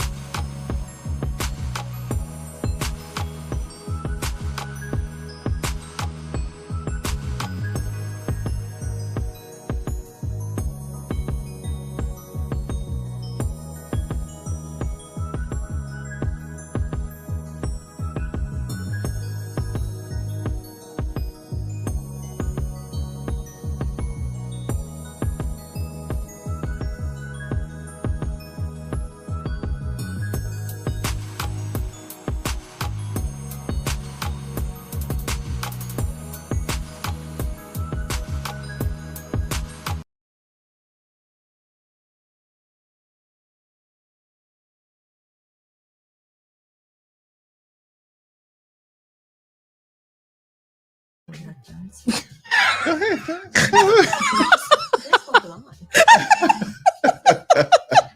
I mean, I don't. There you go. I can hear myself. I sound good. Come on, NPR. You saw into my soul. Up next, we have 1000%. This American Life, Radio Lab. Does anybody remember what was the Car Talk? Car Yes. Talk? Mhm. That was early days. Yes. Yes. Let's do it. So we're back. It's your man, Coach Block. I am here with, Your girl so fab. Hey y'all. and to my right, you all's left, we have. We're gonna. Am I doing the introduction? Yeah. Oh, I'm sorry. It's your I want you boss. both to do it. Okay. Okay. Anjanette Miller, the plug of all plugs, CEO of Echo, nonprofit here in Durham. But when I tell you she is the connector, the facilitator, I promise you, I have not met anyone so humble but know so many people before in my life.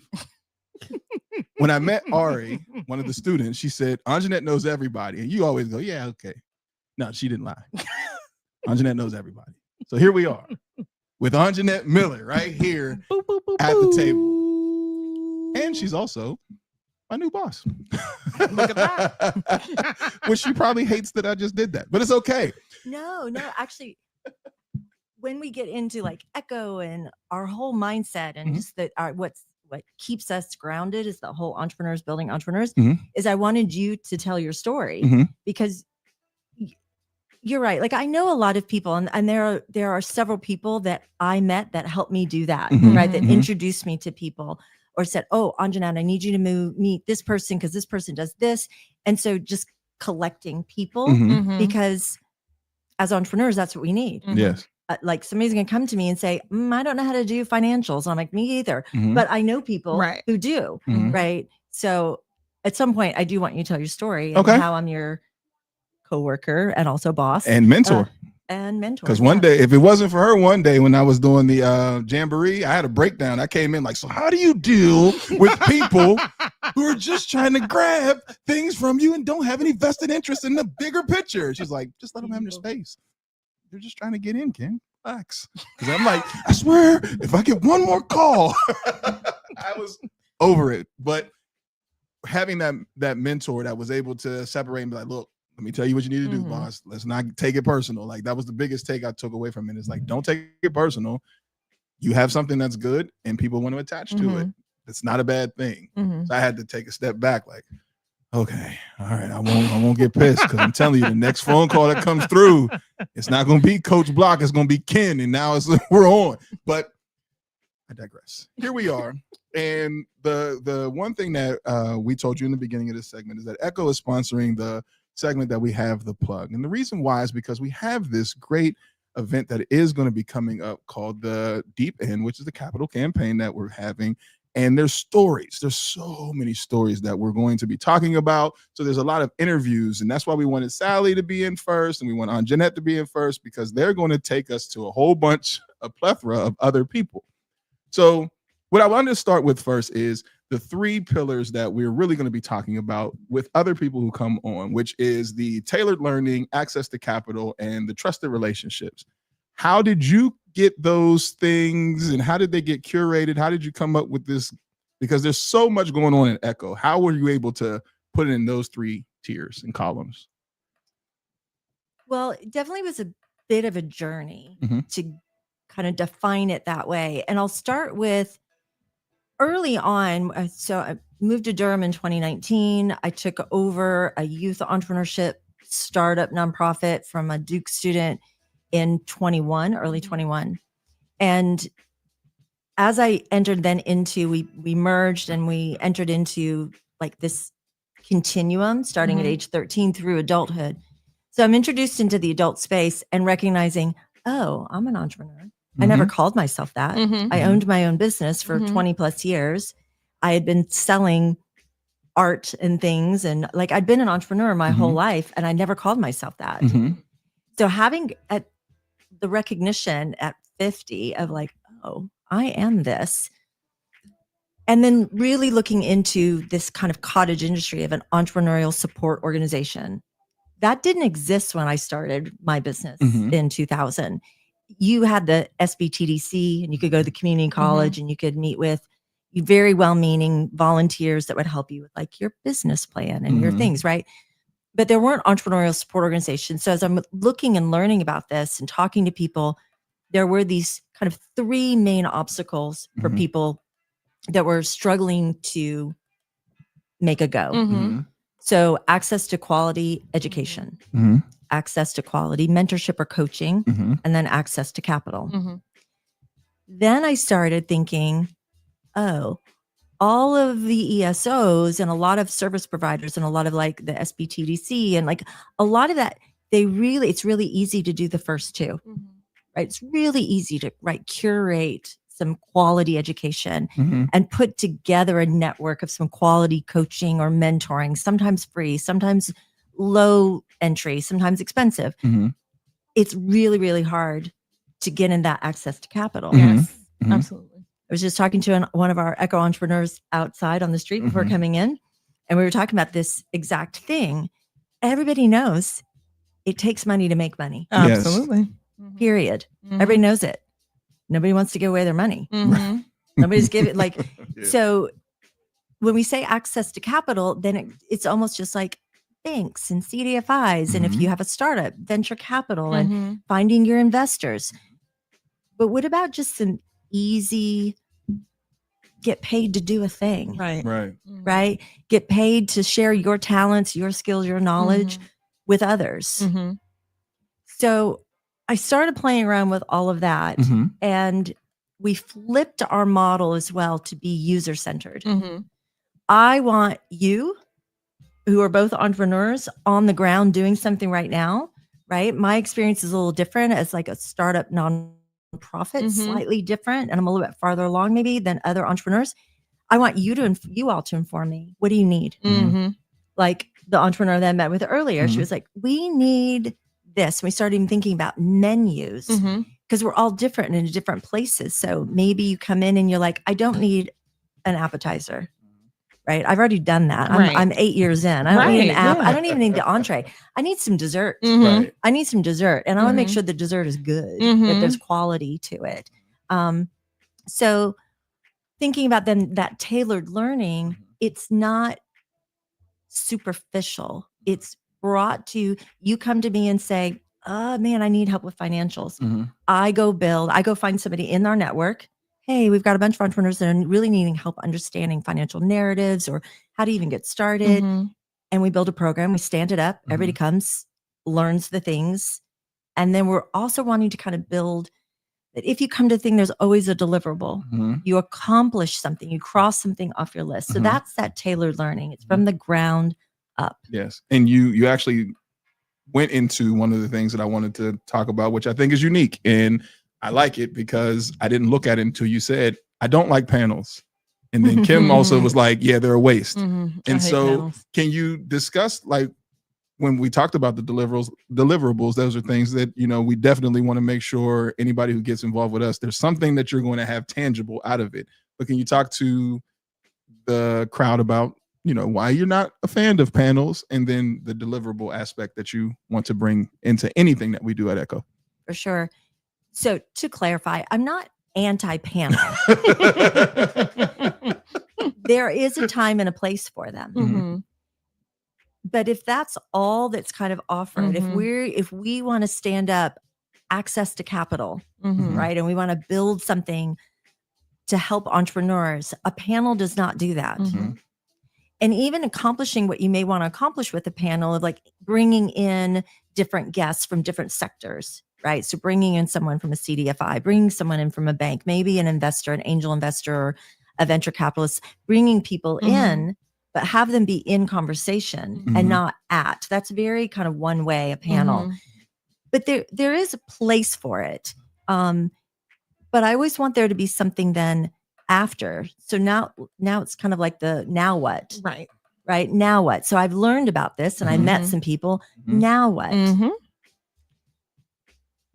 I'm going to refer back to the entrepreneur I've just met outside on the street. that's what they did today. She and her partner went and talked to banks today, just to kind of learn what was going on, and kind of were treated dismissively. So what Echo could do when we're talking about like that depth and anti-panel is I know people at CDFIs and I know people at banks, and so can Echo cultivate a deeper relationship, organization to organization, so that when we have entrepreneurs that are looking to build banking relationships, we make that introduction. We are helping the bank understand where the entrepreneur is and what the bank is going to need, and vice versa. We're helping the entrepreneur understand what does the bank need, and then connecting them with people that could help them move the needle. So I want Echo to be, again, in that space of tailored learning, so standing up programs that move the needle, have deliverables. You're leaving anything we do crossing something off your list. Absolutely. Or moving closer. And then the trusted relationships. So the kind of near peer that, like Sally, I don't know if Sally talked about that. We didn't get to it. Oh my gosh. Talk about like this kind of master connector. But Sally, here's the thing. And then she's like, oh, I can help you. Yep. So Sally's in our current cohort, the Roots to Results. And we have 12 people in the cohort. And she's probably hung out with all of them outside of the class and either patroned their business.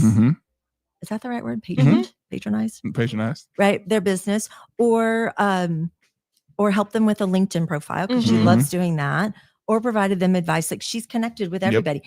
And a lot of our entrepreneurs in this cohort have done that.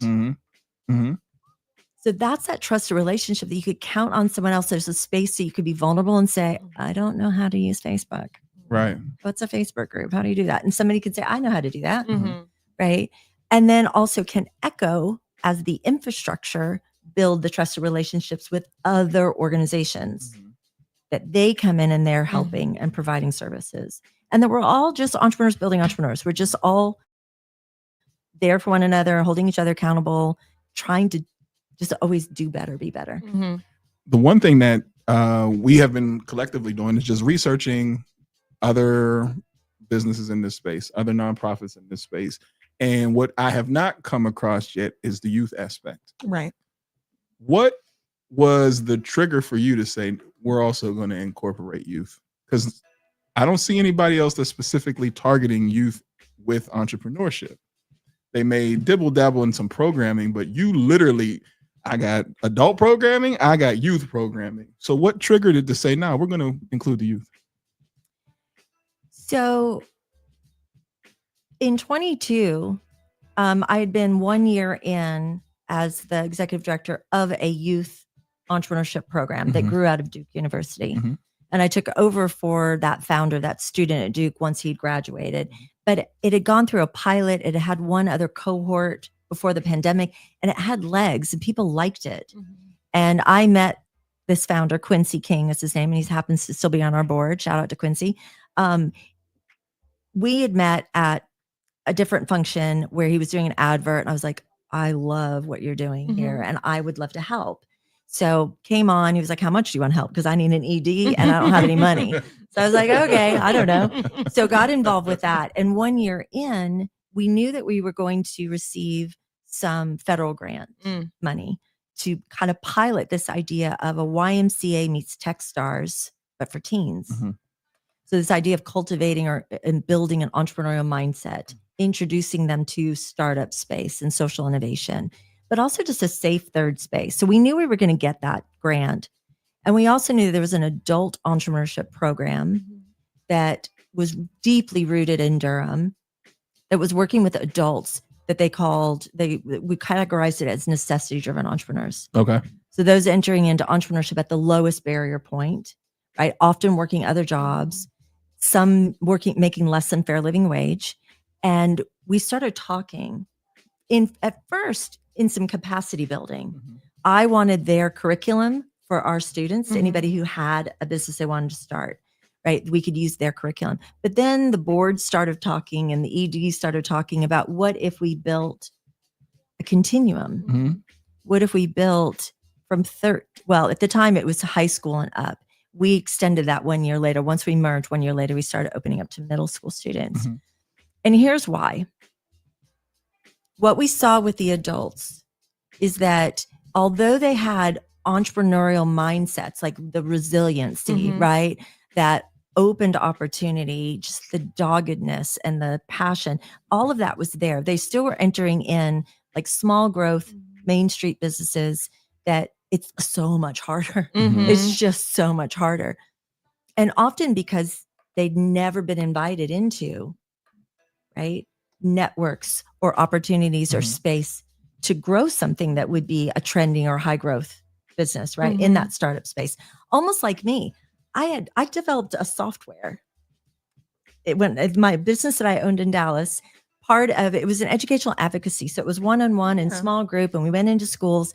And at one point I had some graduate students that were computer science majors. And they were like, Anjanette, you know that thing that you go and you go to the schools and you kind of train the teachers how to do things? We could put that on a platform. Wow. And I was like, okay. I don't know how to do that. Like, do you know how to do that? They were like, of course we know how to do that. We can't do what you do, but we could put it on a platform. Yeah. Wow. So they did. And I was like, okay, you do it. Like, we'll figure out how to sell it or whatever. And then we did. And then it got acquired. I didn't even know that was a word to talk about, like software getting acquired or a venture getting acquired. I didn't even know that till I moved here. Now I know all the jargon, but I sold it. I sold it. It's shelved now because it was around like SAT, ACT stuff. But like, there are entrepreneurs that, just doing a service like I was, just educational advocacy, meeting with parents, with teachers, with kids, and then had an opportunity, was invited into some startup space. So watching that and watching how hard that was for adult entrepreneurs. Then we look at the kids that were participating in the youth programming. Historically, those students, when we think about like the tracking we were doing around, it was a membership model. So if your family qualified for free and reduced lunch, you could join the program for free. 90% of students that were participating year after year were qualifying for free and reduced lunch, or the families would qualify. So demographically, they could have been the children of the adults. Right. They only wanted to do startup. They only wanted to get involved in social innovation. They didn't call it that, right? They weren't saying, oh, I want to develop a fintech app, right? They didn't know that, but they wanted to solve that kind of problem in that way. And so my long-term bet is, if we're working with 13 to 22-year-olds and we're providing some quality education, we're providing exposure, like our students every year, at least once a year, maybe twice, 3 times a year, they're having dinner with Mayor Williams, the mayor, which even to me is a big deal. And I've talked, I've known him for a number of years now. He's a huge supporter of our program. Shout out Leo. But like for a 13-year-old or 15-year-old to know and move through their life that so, and then maybe meet with other founders, other people who have started, so they feel comfortable walking into space, asking someone for help, or like shouting out their idea, like, I want to do a thing, and people are like, that's cool. And then the last part is the experience. So we know youth, even if they're interested in starting something, they're very busy and they may be engaged in other things. Maybe they're, an athlete or in band or engaged in other extracurricular. So as an adult founder, it takes forever to get something up off the ground, right? So they don't have kind of the staying power to like make it happen. But if Echo could stand up an initiative and then hire some teen innovators or some teen leaders to experience entrepreneurship, to do the project tracking, to even set that up, to create a budget, to create the marketing, to write the impact reports, to actually implement the program, right? If we can do that, my long-term bet is then those youth, as they grow into adults, will engage in entrepreneurship in a different way. And be more comfortable and feel like they belong there. Absolutely. That's what we're doing. So right now, 2 years post-merger, we're in this space of trying to build that circular economy. We have youth that are helping some of our adult entrepreneurs. We have adults who are mentoring or supporting or hiring our youth, right? How do we do more of that? How do we then make that available to anybody? And that kind of feeds off of the question that I was going to ask you, because anyone who is even thinking about possibly being an entrepreneur, we all know it starts with an idea. Right. And oftentimes people won't move forward because they're intimidated or they don't know where to go, they don't have the resources, they get overwhelmed, or they just don't have that belief in themselves. Yep. So for the individual who's saying, I have an idea, I don't know what to do, how can Echo help that person or just put the puzzle pieces together for them? I don't think that that's an uncommon experience for anybody that's dabbled in entrepreneurship, right? And I think a lot of us are drawn to entrepreneurship to have some agency, right, around our lives, our futures. Yeah. So I have an idea. I want to start something, but I don't know where to go. I don't know where to start. So Echo, for sure, just having conversations with us. So reaching out to Echo, talking to Ken, talking to myself, because Ken works for us now. You know, having a conversation. We had an entrepreneur come in the other day who participated in a program last year. So she was in a cohort, this 10-week cohort. She also we kind of teed her up for a grant. She was able to receive a grant, and she came into the office just to get some advice. And 4 of us were like on that. So she's asking for help around some media and website. And so we're connecting her with our marketing manager, and Sally was there. So Sally was helping out with some HR questions. So it's having the conversation, building relationships. And then there's a way that we could help navigate the resources out there, because we're not the only ESO in town. ESO is Entrepreneurial Support Organization, by the way. It's another jargony word. And also it is a cottage industry, y'all. Like this didn't exist. So we're still trying to figure it out, and like what industry standards and how do we do better, be better. But we could help, because I have, since becoming CEO, it's been very important to me that Echo is part of the conversation here in the triangle, part of the entrepreneurial support conversation. I don't want to have programming or events or things that are duplicative or on top of someone else, right? I'd rather that if E3 Durham is doing a particular program or a thing, I want us to build before or after for them. Absolutely. Right? How can we help on that conversation, and that we're always part of either a collective, like on purpose, or collaborative on purpose. So building relationships. So we're, like Ken said, and I am really proud of like the connections and being able to throw out, like, I don't know if you know this person, but I may know this person, or can you introduce me to this person? But reaching out and going, Kim, we need you to help this person. The same thing around what programming's out there, when to get involved. There is a group of about 12 to 15 other either service providers or entrepreneurial support organizations that are intentionally trying to work together to build that continuum. So reach out. Ken's great on the fly. He's made people cry this week in gratitude. I don't know the last time I made someone cry in gratitude. Yeah. So I know it will give out information, all that, but we're open all the time. We're also one of the only programs or nonprofits that's kind of year round. We stand stuff up all the time. My board, I think, gets a little bit of whiplash. Sorry.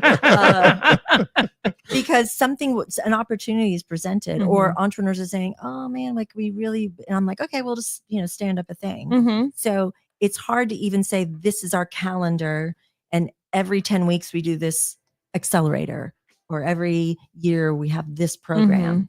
We're kind of adapting. We're just year round. You can engage with us at any time.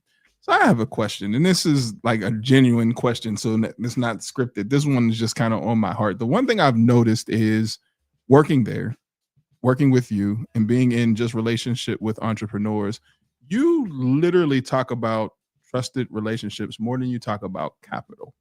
It's like, we'll get to the capital, but the relationship piece is like priority. Like, we can get to the money, we'll find the money, but you drill into us about the relationship building and the connections that we have.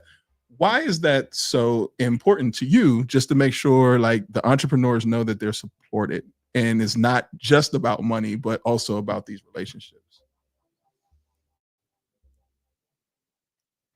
In the there's one connection between your community and access to capital, right? The more community that you have and the relationships that you've built and the people that you are kind of pulling into your circle, like it's these orbits of, like, so we have Echo and TDS radio, there's kind of orbiting and occasionally we're like colliding, like to build that, it's just a numbers game. Eventually we're going to bump into someone that has access to capital or like, I'd like to give you some money because I really like the work you're doing. Right. So there's that.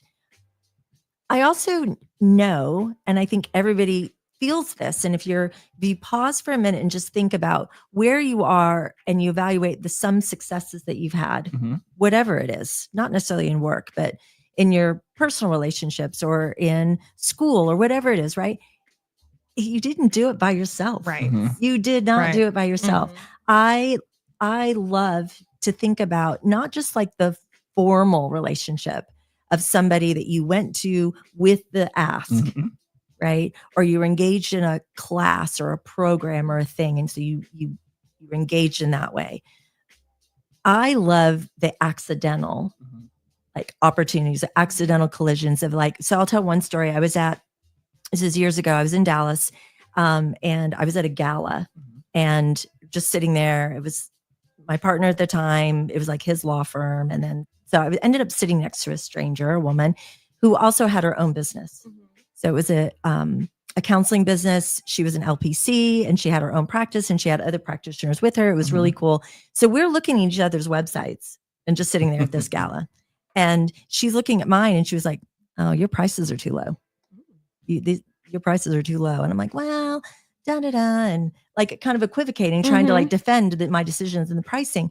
And that was it. Then the night went on. We never saw each other again.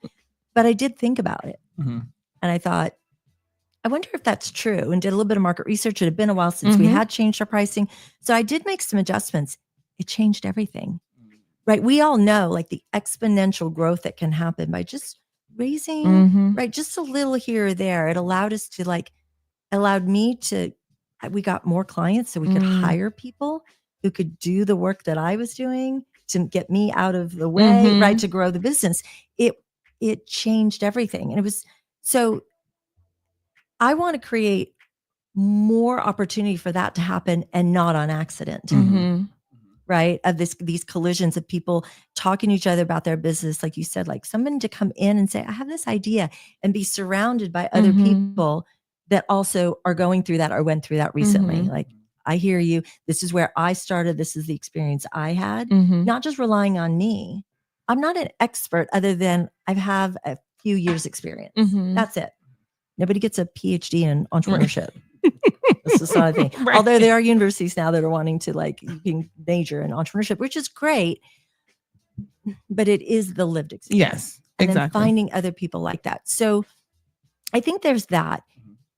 I know for sure I would not be here I am today without people that really cared about the work that I was doing or cared about me as a person or cared about, right, the impact that we were making.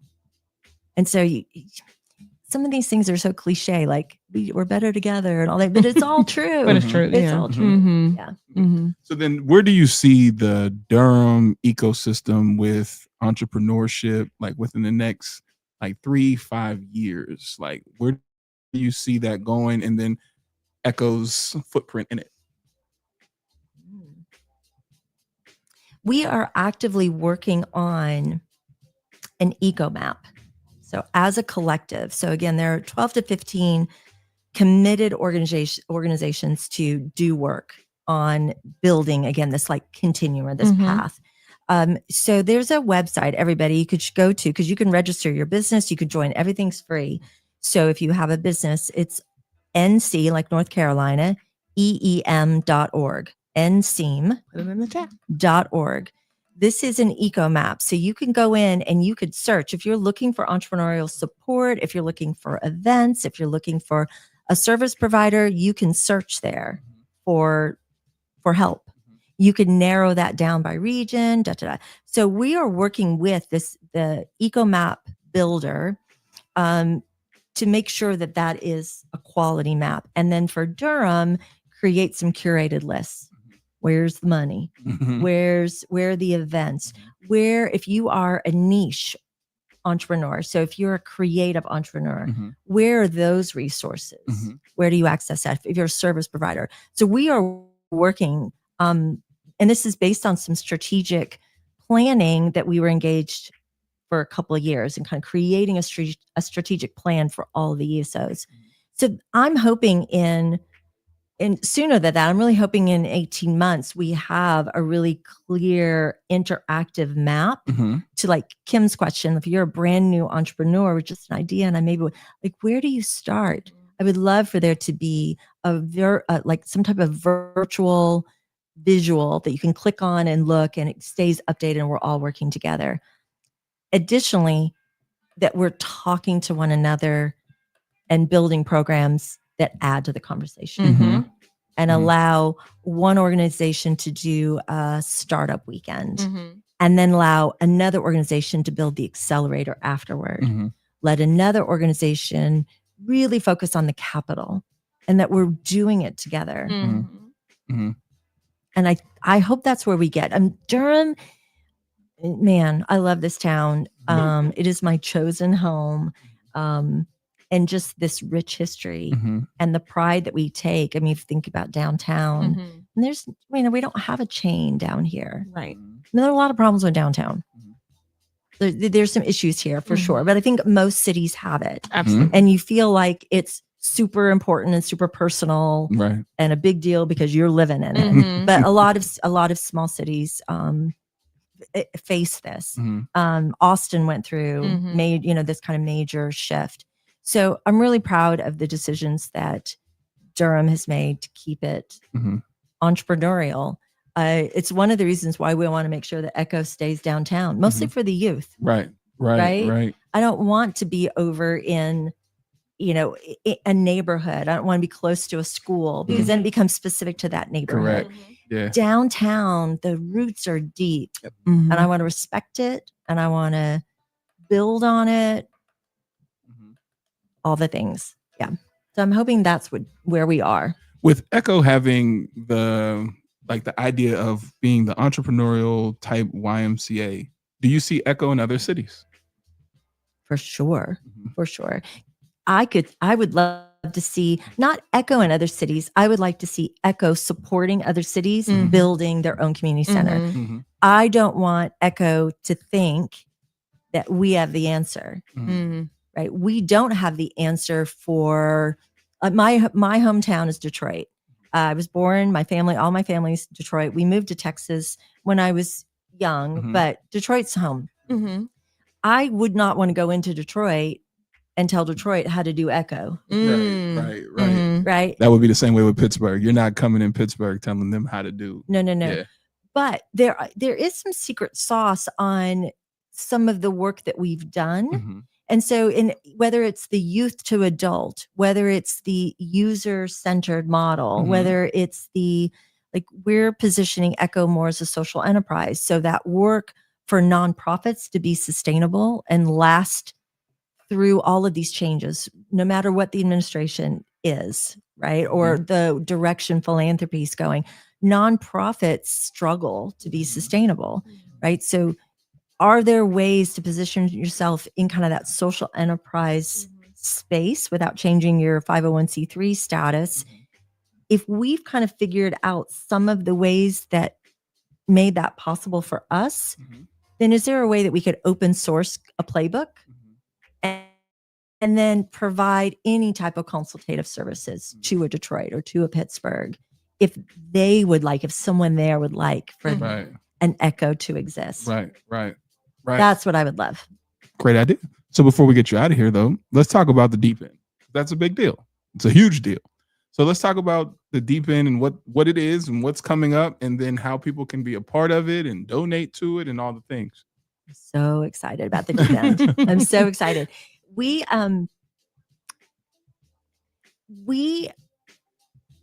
really want this end of year party to feature community. So it is a fundraiser. Every nonprofit has to have one, right? Again, thinking about sustainability, right? We need funds to be able to continue to like operate. And if we're the infrastructure and if we're building programs and connecting data. So the deep end is really a play on the anti-Shark Tank, right? Because Shark Tank is kind of me against you, right? And that's not really how it works. Although, I mean, people do pitch and they do get money, so it does exist, but we want to be the anti-Shark Tank. So the deep end, no sharks, no tanks. It's also in that kind of disruptor space. I don't want Echo to be seen as, or we are engaging in as a co-working space. There are plenty. We're sitting in one. Like there's so many very cool, awesome co-working spaces in Durham. We don't need to be that. Right. That's not in conversation. Right. We could be the opposite of that. We are about programs and community. Not that co-working spaces aren't, but co-working spaces, they're space. Right.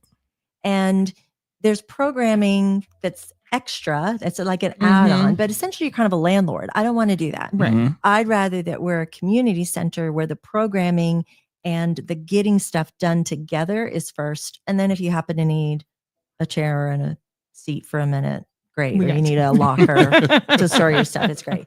So the deep end, I want us to come together as community. I want entrepreneurs that not necessarily entrepreneurs that have gone through our program and for them to come up and say, Echo was great, right? That's super helpful. But we've met with so many people, even just tangentially of like what you said, like meeting me somewhere and me going, oh, maybe you should go over here. And I want you to meet this person. And they did, or they come back.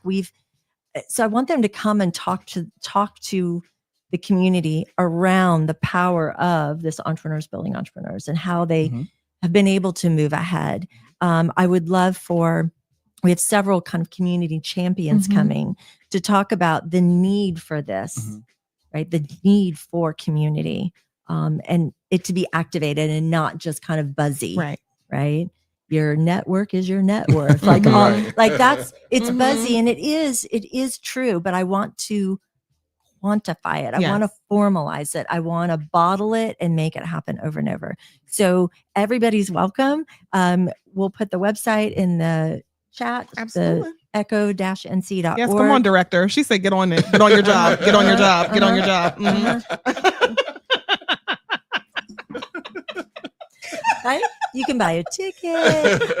If you are listening and you would like to be a community champion, please reach out. You can reach out to Ken directly. You can reach out to Anjanette. However, we're going to put that in there, right? Because we would love to hear your story of why you think not Echo. This isn't Echo. We just want to be the vehicle. Again, we're the infrastructure, right? But if you believe that community supporting each other, intentionally helping one another move the needle with small business and Main Street businesses, we want you there. Yes. You don't have to be on the dais and have a mic. You could just be there and meet our entrepreneurs, meet our teens that have started businesses, or meet our teens that lead our program through paid internships, meet our board, and just come be in community. I promise y'all there's going to be good food. I know that's right. And there's going to be some alcohol. Because everybody likes a little cocktail. It's on a Thursday night, so we'll just have a little cocktail, have a little snacks, some sweets by Ari Sugar Symphony. Oh, yay. My little Ari. You'll get to hear her story. Y'all, it's going to be cool. It's going to be fun.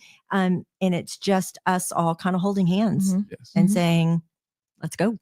Well, you have to be there. So yeah, I'm gonna be there. I will join you. Yeah, I think I'm gonna be there. Now, the one thing that we like to do with the plug before we get out of here is plug another business so that we can contact them and say, hey, Anjanette said tag, you're it. You're the next person on the plug. So who would you like to plug as far as an entrepreneur or even somebody who's a facilitator? Who would you specifically like to plug next? So I'm going to go to another ESO because I could say an entrepreneur, you've got the list. Like we've got a list of all, anybody who's been involved in Echo over the years, you're welcome. And if you're listening and you're like, I want to make sure I'm on that list, let us know. But I would like to call out Mel Wright with the Wright Village. So she's one of the people that I met early on, after we kind of merged, but I was kind of stepping into the adult support space. And I met Mel. Man, she's just been such a touchstone for me. And she's doing some really, really incredible work in Raleigh. Okay. So Mel, you're up. So Mel, you're up. Yesterday I just saw her when last I night. seen you and you was like to me jokingly, but you still did it. Now I'm coming back at you. You're up now. So come on to TDS Radio. I'll make sure I reach out to you and I'm going to show you this clip so that you know that you were tagged Mel's by my girl. Anjanette. All right. Yeah. Is that it? Yeah. Oh, I'm sorry. I didn't know. I didn't know if you had another question. Oh no. Oh, 'Cause okay. You said this is the last question before we get about Did I it. say that? You I did. say that. She I'm does tired. listen. Yeah, I'm tired. we listen. And we got so then tomorrow, if anybody's Listen, interested remember. and you're interested in coming in, the siblings will be running the cohort tomorrow. So Kim will be there tomorrow, and she will be talking about marketing, how to draw leads, how to make things interesting for your leads so basically you can go get customers. And then we're going to be showing that also with social media. So how we do what we do with social media. So I get to work underneath my little sister tomorrow. The Sids are in the house. Get to work. So yeah. So this is TDS Radio. Once again, any type of information that you need, you can always hit us up at info@tdsradio.com. And if you want anything as far as Echo, And on the website. I'm sorry, and the website is www.tdsradio.com. And we did put the Echo website in the chat. We did. So then you can make sure you can hit me up there. You can hit Anjanette up there. And then we also have Deanna and we have McKinley. McKinley does stuff with marketing. And then we have our chief of staff, Deanna, which she's amazing too. So anything that you need help with CRM and all that stuff, that's the person to go to. So make sure you reach out. Let's keep this connection going. This is TDS Radio, our voice, our culture. Oh, the playback. I'm sorry. Playback will be on Thursday if you want to hear this all again. Well, yeah, they're on TDS Radio, but the interviews will be up on our website tomorrow. Yes. So they'll be on the website. And then if you want to hear the interviews just playing on the radio station, which we want you to download the app. Because you know what? Let me tell y'all something. real quick. I'm sorry. I'm sorry. I work my tail off for this music curation on our website. I mean, on our radio station. So I want you to take the time because I specifically select music that I know is just going to just give you the ooh-ah sensation or a little bit of nostalgia or just a song that you're like, I haven't heard that in a minute. Let me turn the radio up. So I need y'all to go to Google Play or the App Store, download the TDS Radio app and actually listen to the music. Okay? There it is. That's it. And then you're going to hear a little programming. Yeah, hello. All right. Promise. Have a good night. Peace. Bye.